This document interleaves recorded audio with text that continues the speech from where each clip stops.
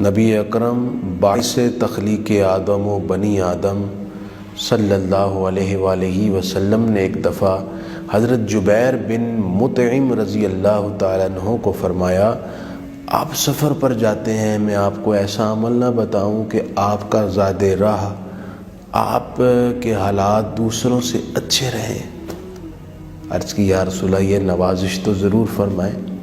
حضرت جبیر بن مطعم اپنے مالی حالات میں ذرا ویک تھے اور انہیں اکثر مالی طور پر پریشانی کا سامنا رہتا تھا۔ فرماتے ہیں حضور نے مجھے 5 صورتیں بتائیں، سورہ کافرون، سورہ نصر، سورہ اخلاص، سورہ فلق اور سورہ ناس۔ فرمایا یہ 5 صورتیں دوران سفر پڑھا کرو۔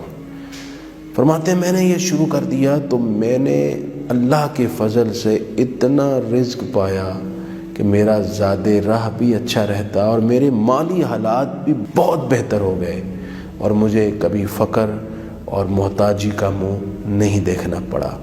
بڑا آسان سا عمل ہے، آپ بھی گھر سے نکلیں، مختصر سفر یا طویل سفر کے لیے جا رہے ہوں تو آپ روٹین بنا لیجئے۔ میرے خیال میں آپ کو 5 منٹ بھی نہیں لگیں گے، آپ یہ صورتیں پڑھ سکتے ہیں۔